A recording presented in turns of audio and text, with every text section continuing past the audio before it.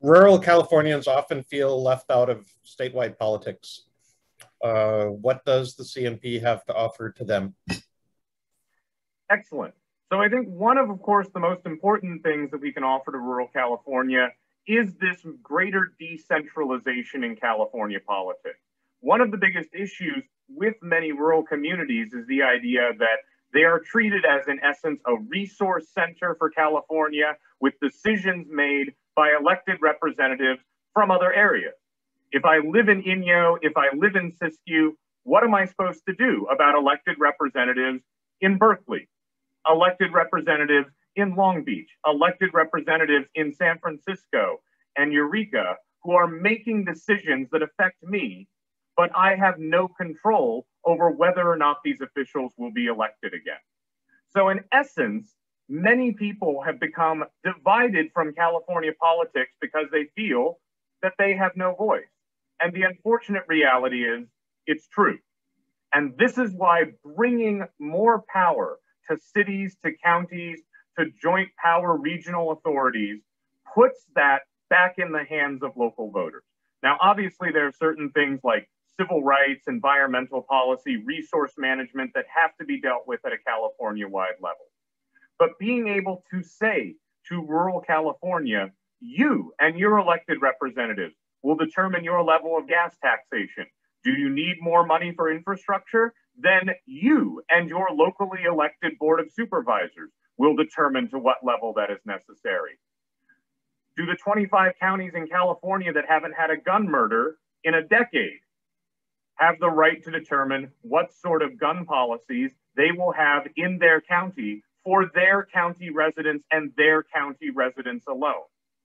Will they be able to determine when they will be able to open new businesses, under what circumstances, with what sort of, limiting things like cannabis sales, if they desire it or not? These sorts of things can be under the control of local communities with local accountability. And I think also a major thing that can be offered to rural communities are things that are often ignored as beneficial to rural communities because they tend to be sold in an urban, coastal, left-wing progressive manner. I think one of the great benefits of UBI is that it takes a lot of the economic success California has had in the last few decades and shifts it into inland and rural California so that inland and rural Californians can begin opening their own locally run businesses, with people visiting those businesses with money that has come into those rural communities. Unfortunately, what we've seen in California is with the end of things like logging, the future end of oil extraction in places like Kern County, that what happens is when these extractive industries end, there is no new commerce to provide an economic base. And so providing things like UBI and negative income tax, which will move wealth into rural communities, Medi-Cal for All, which even at this point is largely used by members of rural California. Places like Tulare, Madera County often have over 50% of the population on Medi-Cal. So expanding the Medi-Cal system and modernizing it.